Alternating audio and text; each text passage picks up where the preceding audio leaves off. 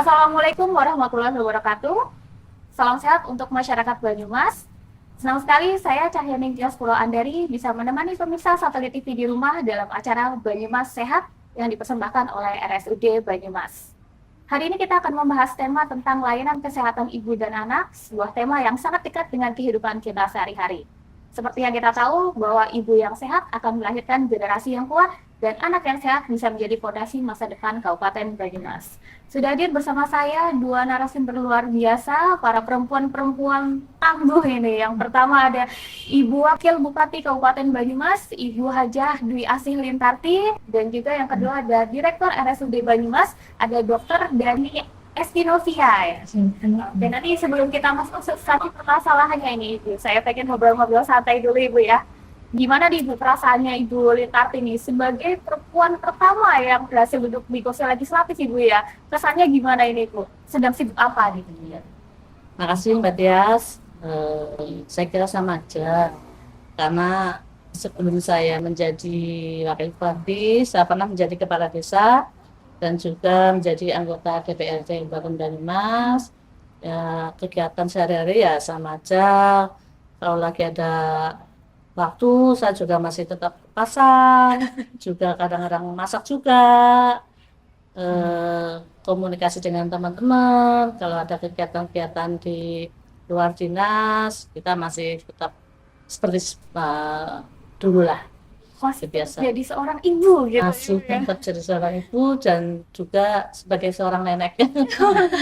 Kadang-kadang juga ini cucu minta ngajak kemana, selagi ada waktu ya saya sempat-sempatkan untuk pergi juga. Jadi porsi keluarga dan kerja masih sama Ibu ya? Tetap biasa Mbak. Cucu sudah berapa Ibu? Cucu sudah 5 mau 6. Luar biasa sekali Ibu ya pengalamannya tentang Iya. perempuan ini sudah sangat banyak Ibu ya, sudah punya cucu banyak. Iya. Jadi ini untuk Dokter Dani sendiri sedang sibuk apa ini? Ya, saat ini saya diamanai oleh Bapak Bupati, pemerintah daerah menjadi Direktur RSUD Banyumas. Ini adalah tahun ke-6 saya di RSUD Banyumas. Sebelumnya saya bertugas di RSUD Aji Barang. Kalau untuk pengelolaan rumah sakit, alhamdulillah dibantu oleh teman-teman manajemen dan juga seluruh sivitas hospitalia RSUD Banyumas. Semua kegiatan berjalan lancar untuk pelayanan kepada masyarakat karena Rumah Sakit Banyumas itu sebagai rumah sakit pendidikan dan juga diamanai oleh Kementerian Kesehatan sebagai jejaring KJSU, kanker jantung, stroke, uronepro, KIA, dan jiwa. Ya. Kemudian selain kerja di rumah sakit, saya juga sebagai ibu rumah tangga tentunya setelah bekerja di rumah sakit menghabiskan waktu bersama keluarga. Kebetulan anak saya saat ini sedang di perguruan tinggi, kemudian yang kedua juga akan masuk di perguruan tinggi. Alhamdulillah diterima di Unsur juga. Oke, jadi sudah pengalaman sudah banyak lah ya. Oke. Terima kasih Bu Lintarti, Dokter Dani. Selanjutnya saya pengen cerita sedikit. Saya ini kagum sekali dengan Ibu Lintarti ini. Baru pernah ada ya sosok perempuan yang bisa duduk di legislatif dan juga eksekutif, habis legislatif, habis eksekutif ya. Saya ini kagum sekali dan saya mungkin semua masyarakat Banyumas di rumah turut bangga itu ya. Ada perwakilan perempuan yang bisa memimpin Kabupaten Banyumas. Tentu kita berharap mungkin ada yang namanya keberpihakan juga terhadap perempuan ya Bu ya. Dan namanya keberpihakan itu kan biasanya didukung dengan anggaran ya Bu ya. Nah, kalau dari pemerintah Kabupaten Banyumas sendiri ada nggak sih Bu anggaran yang memang dialokasikan khusus untuk layanan ibu dan anak? Pasti ada Mbak. Jadi untuk tahun ini itu kurang lebih 1.148 lah untuk ya tahun ini. Jadi termasuk untuk posyandu. Posyandu itu kan ada beberapa bagian. Jadi posyandu lansia, posyandu ibu hamil, posyandu balita, juga ada juga yang untuk anggaran yang untuk sosialisasi calon pengantin. Seperti itu. Jadi sudah cukup lengkap ya sebenarnya untuk perempuan gitu ya. Perempuan harus disupport ya. Sebagai sesama perempuan nih Bu ya, Sama-sama ini Bu harus Lintarti support nih. sudah memperjuangkan nih Bu ya untuk anggarannya turun nih Bu ya. Tadi cukup besar ya, 1 miliar lebih ya. Ya, itu. Kalau misalkan dari rumah sakit sendiri nih, seberapa besar sih ngerasain dampak dari anggaran yang sudah dialokasikan tersebut? Ya, mungkin sedikit menjelaskan Mbak Tias, kalau rumah sakit itu kebetulan kan melayani dan itu ada pendapatan. Nah, pendapatan itu yang kami kelola untuk pelayanan kesehatan ibu dan anak.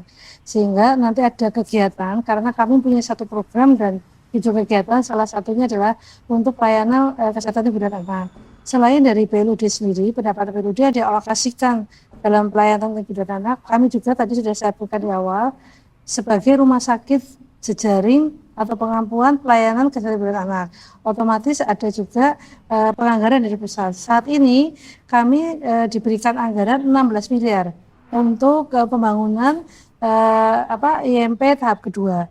Yang pertama tahun 2024 kemarin kami juga mendapatkan anggaran untuk pembangunan. Jadi yang kedua ini untuk gedung instalasi maternal perinatal yang lebih dikenal dengan kesehatan ibu dan anak itu sudah berarti totalnya adalah sudah 32 miliar dari Kementerian Kesehatan melalui dana alokasi khusus. Jadi tahun 2024 16, tahun 2025 ini juga 16 dan ini sedang proses untuk pembangunannya yang tahap kedua. Betul, Mbak. Jadi memang anggarannya nggak dari Pemkab Banyumas atau? Ya, karena kami kebetulan PLUD itu dikelola. Jadi itu adalah termasuk anggaran dari pemerintah daerah. Ya seharusnya kalau untuk dinas-dinas kan anggarannya dari Pemda. Tetapi kalau rumah sakit pendapatan yang diterima itu dikelola sendiri oleh rumah sakit. Dan itu adalah dana pemerintah daerah tentu saja. Karena meskipun kami PLUD sebagai bagian pemerintah daerah. Berarti ada dari BLUD, ada dari Kemenkes juga ya? Enggak, rumah sakit itu adalah badan layanan umum daerah. Jadi namanya tuh badan layanan umum daerah, bukan berdiri sendiri di luar kabupaten, bukan, tapi milik pemerintah daerah. Jadi BLUD rumah sakit daerah adalah milik pemerintah daerah. Sehingga anggaran yang dihasilkan oleh rumah sakit itu sebenarnya adalah anggaran dari daerah. Gitu. In out, kalau istilahnya in out. Masuk, keluar tapi di rumah sakit sendiri. Pada pemerintah daerah kami memberikan laporan pertanggungjawaban kepada pemerintah daerah pada PKAD. Ya. Oke, seru sekali ngobrolnya Bu ya. Iya. Nanti kita lanjut lagi di segmen berikutnya. Jangan kemana-mana, tetap di Sapele TV, Inyong Apple.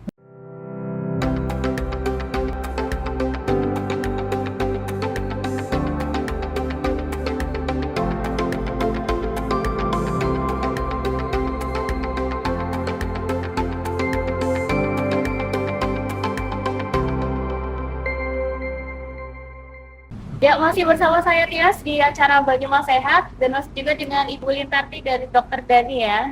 Tadi sebelumnya kita sudah ngobrol soal anggaran ya. Nah, sekarang kita beralih ke realitas yang cukup menantang Ibu. Angka kematian ibu dan angka kematian bayi ya, atau setahu saya singkatannya AKMI dan AKB ya.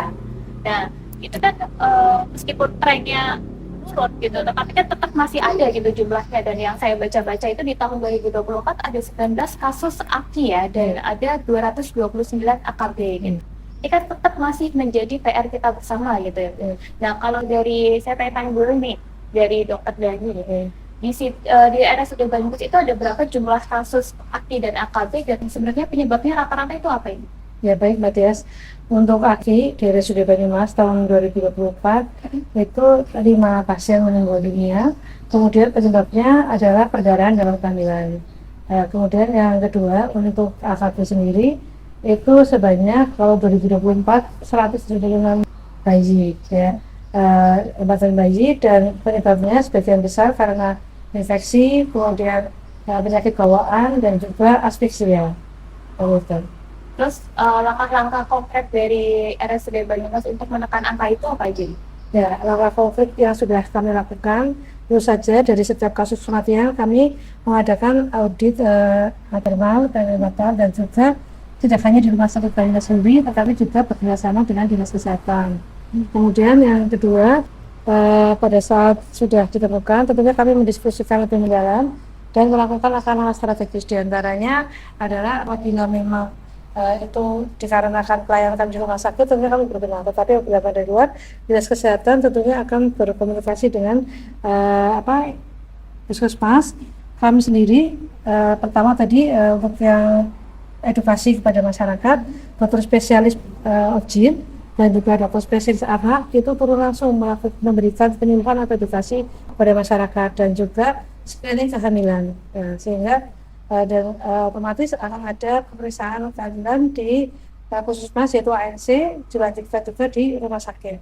Nah itu langkahnya seperti itu. Kemudian kami juga melakukan pemenuhan sarana prasarana untuk rumah sakit Banyumas sendiri ada IGBK, kemudian juga ada juga untuk kamar kliniknya dan juga untuk kamar operasi, kemudian isinya semua sudah kita lengkapi, termasuk untuk perawatan bayi ada yang neonatologi yang cukup lengkapi dengan kelengkapan sanitasinya juga klinik yang dapat kami informasikan yes. Kalau jumlah dari OBGYN sama spesialis anaknya ada berapa begitu? Ya, kalau OBGYN sendiri itu ada 4 ya, 4 dokter spesialis, kemudian 1 subspesialis tapi onkologi gyn ya. Terus kemudian yang kedua adalah untuk anak kami memiliki 4 yang 3 subspesialis, yang 1 dokter anak ya. Jadi sudah cukup ini ya, mumpuni ya untuk menangani. Ya, insya Allah kami bisa memberikan pelayanan paripurna berdasarkan standar yang sudah ditetapkan oleh Kementerian Kesehatan. Karena kami sudah ditunjuk menjadi jejaring pemampu pelayanan kesehatan yang bidang. Nah, kadang kan mungkin beberapa segelintir ada kasus keterlambatan rujukan gitu ya, mungkin ya karena pendarahan, kronis pendarahan, terus kemudian di jalan sudah tidak ada gitu ya. Nah, Banyumas itu sendiri kan luas ya, maksudnya yang di daerah-daerah pinggiran seperti itu akan ya aksesnya sangat jauh itu sampai ke RSUD Banyumas. Nah kalau kayak gitu berarti mereka harus ke puskesmas dulu gitu, terus bidan desa ya. Proses rujukannya dari bidan desa ke puskesmas ke RSUD sendiri? Ya, kan ada sistem online di mana dari puskesmas akan melakukan komunikasi dengan petugas IGD kami, dan itu akan ada ketersediaan untuk pelayanan yang dimaksud. Kemudian yang kedua, kami juga memiliki inovasi Pajeromas ya, yang dimana itu sangat membantu untuk kelancaran proses pelayanan bagi ibu yang akan melahirkan. Pajeromas itu apa bentuknya? Bentuknya itu aplikasi. Belum pada tahu. Ya, aplikasi ya, yang dibuat oleh bidan kami. Oh, jadi bidan yang membuat? Iya, bidan yang membuat. Iya. Berarti bisa di-download di Play Store? Iya, bisa. Pajeromas. Ya. Oke, jadi masyarakat Banyumas nih yang pengen rujukannya cepat gitu ya, bisa langsung pakai aplikasi Pajeromas ya. Jadi udah mudah, sudah gampang, sudah ada digitalisasinya juga. Sekarang saya tanya ke Bu Lintarti nih. Nah, kalau misalkan mungkin ada nggak sih masyarakat dipermudah dari sisi ekonomi, misalkan layanan kesehatan gratis, atau mungkin kalau saya pernah dengar dulu ada namanya Banyumas kartu Banyumas Sehat. Ada nggak sih Bu itu untuk hari ini? Sampai hari ini itu masih ada, cuman sekarang udah beda lagi, udah ganti UHC. Jadi UHC itu anggarannya ada di Dinas Kesehatan bersama dengan rumah sakit yang ada di Banyumas. Rumah sakit yang ada di Banyumas berarti nggak cuma milik Pemkab atau? Betul. Jadi rumah sakit yang sudah ada koneksi dengan BPJS yang bisa ini seperti itu.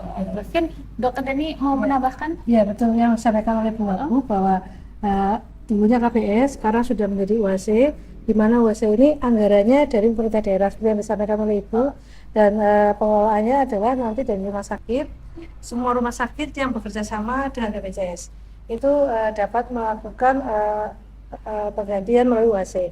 Jadi masyarakat miskin yang tidak memiliki katakanlah BPJS macet atau BPJS tidak ada, itu bisa dibantu melalui anggaran UHC khusus warga Banyumas yang dikelola oleh Dinas Kesehatan Banyumas bekerjasama dengan rumah sakit yang menangani pasien tersebut. Oke, berarti swasta juga ya? Ya, swasta. Ya. Nah, kalau misalkan saya nih kepengen mendapatkan fasilitas, prosedurnya bagaimana? Ya. Mungkin dari Dokter Deni deh. Izin beliau Ibu. Jadi pertama, kalau pasien ini dalam posisi dirawat inap di rumah sakit, katakanlah mereka Banyumas, nanti petugas kami akan berkoordinasi dengan Dinas Kesehatan. Keluarga pasien akan ke Dinas Kesehatan untuk mengurus seperti itu. otomatis nanti ada waktunya 2 kali 24 jam akan terfasilitasi dan otomatis itu akan menjadi tanggung jawab jelas. Tapi kalau ternyata sudah mati waktu, rumah sakit mengambil alih pembiayaan tersebut, rumah sakit Banyumas. Kemudian kalau ternyata belum punya BPJS sama sekali, tapi tiba-tiba akan mendapat UHC, berarti rujukannya dari puskesmas penduduk yang dirawat tersebut akan membuat rujukan ke rumah sakit, kemudian nanti ke dinas kesehatan juga. Seperti itu, Mbak. Mudah lah ya, insya Allah ya. Mudah, ya. Oke, Iya. jadi masyarakat Banyumas disimak tadi untuk prosedurnya ya, untuk mendapatkan UHC ya. Iya. Itu full gratis ya. Gratis. Ternyata Banyumas ini sudah lengkap ya. Iya. Dan mungkin dari Ibu Lintarti nih kan dulu pernah jadi kades ya, mungkin kan sentuhan langsung dengan masyarakat, boleh nggak Bu diceritain pengalamannya untuk menangani, ada pernah menemukan nggak gitu? Pernah, itu dulu memang waktu zaman saya jadi kades itu kan masih Kabupaten Banyumas sehat ya, jadi memang banyak sekali masyarakat yang tidak mampu bisa menggunakan belum menerima KIS, jadi sebagian besar juga menggunakan kartu Banyumas sehat. Caranya juga sama, jadi harus keluarganya kalau udah masuk di rumah sakit itu keluarganya yang mengurus ke dinas kesehatan, kemudian ke dinas sosial, sosial, nanti baru ada jeda waktu juga tiap hari 24 jam seperti itu. Jadi prinsipnya sebenarnya masih sama ya? Sama, Iya. ya namanya yang beda. Kalau sudah punya KIS boleh punya UHC juga kan? Saya kira nggak perlu ya kalau udah punya KIS. UHC itu kan memang untuk menangani warga masyarakat yang kurang mampu tidak punya KIS. Berarti yang udah punya KIS nggak, baiknya jangan buat yang lain yang belum punya ya. Kita bijaksana semuanya menggunakan fasilitas ya. Oke. Nanti kita akan ngobrol-ngobrol lagi, dan kemana-mana tetap di Sapri TV, Ijeng Lepon.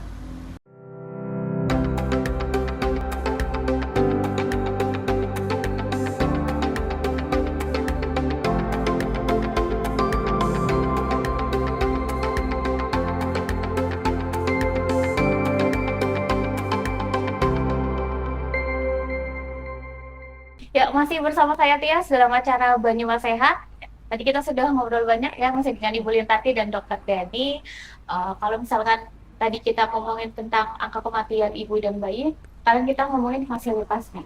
Nah, kalau ngomongin fasilitas itu kan gak cuma soal jumlah rumah sakit ya, tapi juga sarana dan prasarana penunjangnya.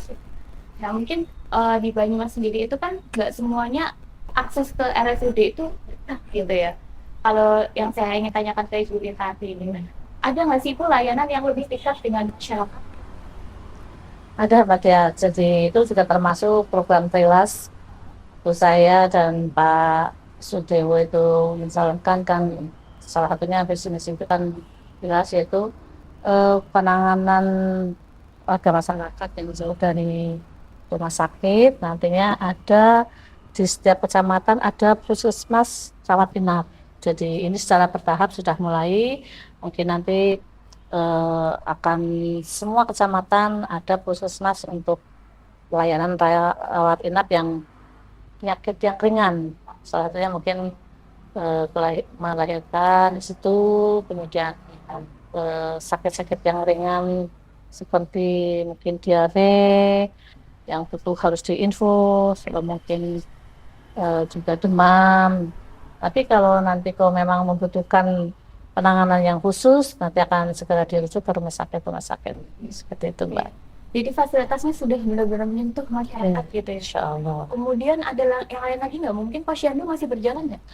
Masih, posyandu itu juga salah satu pelayanan yang sangat dibutuhkan oleh masyarakat. Karena di situ kan nanti ada bidan desa yang dengan kader-kader posyandu itu setiap bulan, bahkan ada yang sebulan 2 kali, karena mungkin setiap desa itu kan juga berjauhan. Jadi kadus 1 mungkin minggu berikutnya kadus 2 itu ada posyandu. Di situ juga ada pelayanan kesehatan untuk ibu hamil, balita, dan juga manula. Kalau balita biasanya kan ada ukur kepala, lengan. Jadi kalau ada balita yang stunting itu cepat ditangani atau cepat dilaporkan kepada dinas terkait. Kemudian juga untuk pelayanan manula itu biasanya ada cek gula darah, ada cek tensi, ada cek asam urat. Nah, itu. Kemudian ada juga ada, iya, juga ada makanan tambahan. Biasanya juga ada bubur, mungkin ada makanan kecil itu di posyandu itu seperti itu. Dan sifatnya juga gratis. Gratis ya. Kayaknya posyandu itu dari zaman saya kecil sampai saya sekarang masih ternyata ya Masih, dipertahankan ya. iya. Karena itu Karena memang sangat membantu Mbak, ah, sangat membantu warga masyarakat yang memang jauh dari puskesmas seperti itu. ya, terima kasih Bu Lintati. Ini saya juga lanjut ke rumah sakit. Kayaknya kalau ngomongin di bawah aja kurang nih. Kalau fasilitas di RSUD-nya sendiri bagaimana Bu? Khusus untuk layanan ibu dan anak ibu. Iya. Jadi untuk pelayanan ibu dan anak itu disesuaikan dengan tempat pelayanan. Seperti rawat jalan. Rawat jalan tentunya pada saat pasien baik ibu maupun anak akan melakukan pemeriksaan itu polio uji tentunya di situ ada salah satunya adalah joystick, kemudian tempat tidur pasien atau meja jin ya. Terus kemudian yang kedua di anak juga sama, ada beberapa peralatan yang dibutuhkan untuk pemeriksaan. Kemudian kalau pasien menuju IGD, itu kan instalasi gawat darurat, berarti juga peralatannya menyesuaikan dengan tempat pelayanannya. Kemudian apabila memang pasien itu membutuhkan tindakan operasi, berarti akan ke bedah sentral. Nah, bedah sentral di sini juga ada peralatan-peralatan yang sesuai dengan kebutuhan pelayanan. Dan selain tadi ruangan, otomatis ada juga untuk ibu setelah tindakan itu ada untuk perawatannya. Kalau untuk ibu di ruang nifas, kalau untuk bayi adalah di perinatal, terutama bayi-bayi yang memang ada bermasalah. Nah, kemudian di situ ada alat seperti infranormal, kemudian juga ada yang lainnya. Terus kemudian untuk bayi juga ada. Terus kemudian selanjutnya apabila keluarga membutuhkan ruangan untuk menyusui juga kami sediakan. Jadi memudahkan bayi dan ibu memberikan asinya kepada bayi seperti itu. Kemudian selanjutnya adalah untuk fasilitas yang lainnya, kami juga ada penunjang yaitu radiologi dan laboratorium. Di mana untuk laboratorium kami sudah memiliki unit transfusi darah di rumah sakit Banyumas sudah bisa mengelola sehingga pada saat kekurangan darah itu bisa kami langsung meskipun kami masih bekerjasama dengan PMI tapi sebagian sudah keluarga pasien melakukan transfusi bisa di RSUD Banyumas. Kalau dapat pendarahan mungkin cepat gitu ya? Ya, insya Allah cepat ya, terbukti dari 2024 ini untuk tren ibu meninggal kabupaten ibu yang kemarin ada 5 sampai dengan semester 1 ini 1 angka kabupaten ibu di rumah sakit Banyumas. Juga disinggung rata-rata penyebabnya pendarahan. Iya, pendarahan, iya, betul Mbak Tias. Ya. Kalau ruang ramah anak ada nggak? Oh, taman anak ada, ya. Itu di pelayanan rawat jalan itu ada. Terus kemudian di lingkungan pelayanan anak itu namanya kantil, perawatan kantil itu juga kami sediakan. Iya. Sekarang kan lagi trennya USG 4 dimensi ya? Iya. Kami memiliki. Ada. Kami memiliki. Ya. Oke, berarti udah ada 1 unit atau berapa unit? Iya. Kalau di itu 1 di ruang untuk jalan gitu ya. Jadi sekarang kan masing-masing dokter inginnya ada juga ya. Jadi kita ada penambahan seperti itu. Terus kalau pendampingan laktasi atau apa sebutannya ICU ya? Iya, ICU itu untuk pemeriksaan kehamilan Mbak. Jadi kalau itu konselor, jadi dilatih. Jadi bisa dari ahli gizi kami, bisa dari perawat kami atau bidan kami. Itu nanti dilatih untuk edukasi, pendampingan, namanya konselor. Ya, jadi konseling untuk ibu menyusui. Ya, sudah sangat komplit ya, sampai menyusuinya juga ya. Nah, mungkin kita lanjut lagi ke Ibu Lintati ini. Tadi kan sudah disinggung pengalaman ya soal posyandu, pengalaman kesetaraan langsung dengan masyarakat. Mungkin boleh ceritakan lagi nggak Bu, waktu dulu ada kejadian apa gitu di posyandu? Pernah Mbak, dulu itu bulan ada warga masyarakat yang punya anak yang apa sih hidrolus apa yang ya yang kepalanya Dokter dan besar dia pendek hidrosefalus. terus itu ya itu karena memang kebetulan dari keluarga kurang mampu jadi cepat-cepat diketahui karena dia itu rajin untuk periksa di posyandu. Jadi kan setiap setiap periksa kan pasti ada pemeriksaan lingkar kepala, lingkar lengan. Nah, itu salah satu itu. Jadi perkembangannya itu terlalu cepat. Jadi akhirnya begitu sudah terdeteksi langsung dikasih rujukan agar segera rujuk ke rumah sakit. Dan setelah rujuk ada penanganan tapi harus menunggu usianya itu cukup untuk diadakan apa operasi gitu, seperti itu. Berarti sekarang sudah tertangani berarti ya? Tapi kebetulan malah tidak panjang umur setelah operasi itu sekitar 2 atau 3 tahun itu anu lagi jadi kembang lagi besar yang akhirnya tidak bisa tertolong. Yang jelas pemerintah sudah berusaha untuk fasilitasi ya, bukannya ya. Oke. Nanti kita lanjut ngobrol-ngobrol lagi, jangan kemana-mana, tetap di KBR TV, Inyong Epol.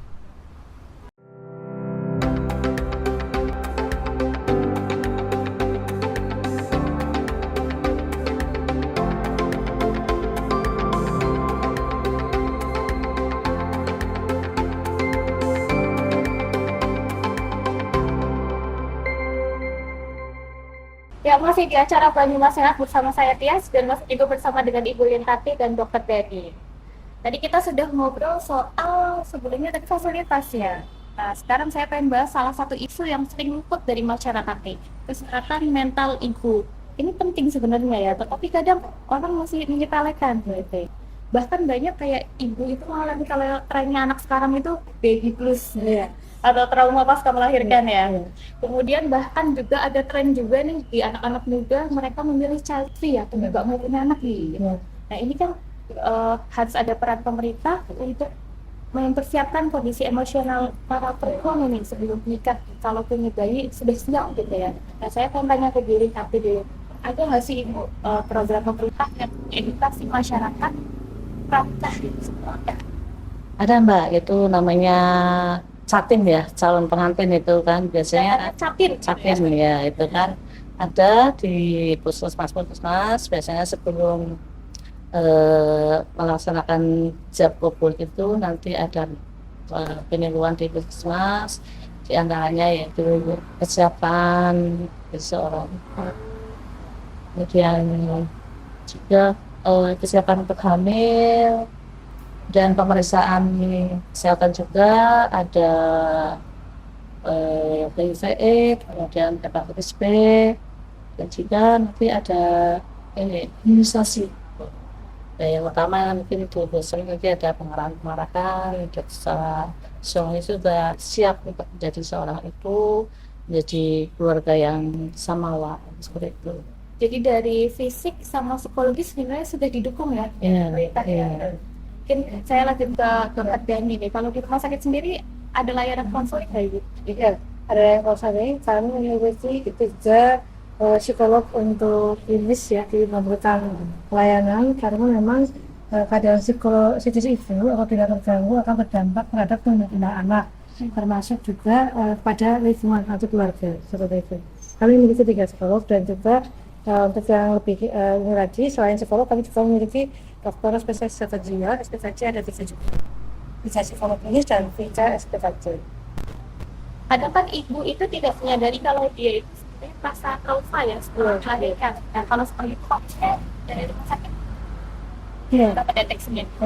Nah tentu saja dari anamnesa DPJP yang akan mengetahui kondisi ibu ini membutuhkan pelayanan atau perawatan dengan psikolog ataukah dengan kesehatan jiwa seperti itu. Jadi dari derajat kesehatan yang berdasarkan pemeriksaan melalui anamnesa, pemeriksaan fisik dari dokter atau DPJP, dokter penanggung jawab pasien yang nantinya akan mengarahkan si ibu ini akan mendapatkan pendampingan atau mendapatkan edukasi dari psikolog atau dari dokter spesialis jiwa. Seperti itu. Jadi sebenarnya rumah sakit itu sendiri sudah terbuka ya untuk Iya. hal itu ya. Tapi ada orangnya malu gitu. Eh, Kalau misalkan untuk saya ke psikiater kan tendensinya Iya, Iya. kejiwaan. Jadi Tapi gini loh Mbak, saya kira gini, maaf dong, peran suami itu juga sangat penting. Jadi biar ibu itu setelah melahirkan tidak ada pasca baby blues itu peran pendamping itu sangat penting untuk selalu mendampingi, memberikan support dan juga membantu ibu untuk bersama-sama merawat baby yang baru dilahirkan, kemudian juga eh, memberikan kasih sayang yang lebih kepada istri yang baru melahirkan. Saya kira itu juga sangat penting karena kadang-kadang ada rasa sudah tidak sudah tidak berarti lagi sebagai istri setelah melahirkan, tidak ada eh, perhatian dari suami, itu biasanya yang menjadikan ibu-ibu itu jadi kayak stres gitu, seperti itu. Jadi saya harapkan juga untuk kaum suami itu ikut membantu pasca istrinya melahirkan, untuk membantu istrinya, memberikan support, bahkan ada tambahan kasih sayang kepada istri biar istri itu tidak stres gitu, seperti itu. jadi jangan semuanya dilimpahin ke pemerintah ya. Iya. Kita bersama harus kerjasama ini dari Iya, semua iya. pihak gitu ya. Mungkin dari Ibu ada ya, teman. ini Mbak Tias. Jadi mungkin ya gangguan mental atau psikis dari seorang ibu itu adalah faktornya penyebabnya karena biasanya peran ganda. Kemudian faktor ekonomi, kemudian dukungan keluarga yang kurang baris gede yang ibu sampaikan, buat sampaikan. Kemudian juga ada selain di keluarga lingkungan, faktor lingkungan juga mempengaruhi. Dari semua ini tentu saja seperti yang Bapak sampaikan, hubungan keluarga sangat signifikan. Juga satu lagi saya katakan tadi faktor hormonal juga bisa, gitu. Itu juga bisa mengaruhi. Nah, hubungan keluarga inilah yang harus memberikan motivasi dan semangat kepada ibu agar nantinya tidak masuk ke dalam gangguan mental. Juga lingkungan yang memberikan support system itu sangat dibutuhkan bagi seorang ibu yang baru saja melahirkan. Jadi fase ibu itu kan tidak hanya pada saat menikah, kemudian mengandung, kemudian melahirkan, tapi juga dalam kehidupan sehari-hari itu harus mendapatkan dukungan penuh, terutama adalah dari lingkungan yang terdekat lebih dahulu. Gitu, Mbak. Ada kurang tidur ya, Iya, Iya. kurang kalau biasanya kan mungkin merawat diri. Merawat dirinya sudah nggak bisa merawat diri dengan baik, kadang-kadang bentuk tubuh kita sudah berbeda, itu kan itu yang menyebabkan jadi kita tuh stres itu. Tapi insya Allah kalau dari suami, dari keluarga selalu mendukung, memberikan support, memberikan kasih sayang yang tidak berubah, bahkan kalau bisa lebih itu para ibu akan perso dirinya masih kuat semangat. Kalau misalkan sudah stres bisa langsung datang ke RSUD Banyumas makanya. Ya. Kalau sekarang 24 jam, kalau untuk merawat IGD dan IMAP, kalau untuk merawat jalan dari jam 7.30 sampai dengan jam 2. Tapi pendaftaran sampai jam 11, kalau hari Senin sampai dengan Kamis. Yang penting ada keterbukaan dari diri kita, misalkan sudah mengalami itu jangan malu gitu ya untuk Menyampaikan, ya. menyampaikan gitu. Jadi dari dokter, dari pihak rumah sakit sudah bisa langsung menganalisis ya, ini kenapa, jangan harus diimpet sendiri, tahu-tahu ya gejalanya muncul gitu ya. Oke, nanti kita lanjut ngobrol-ngobrol lagi Bu ya, jangan kemana, tetap di Sahabat TV, jangan follow.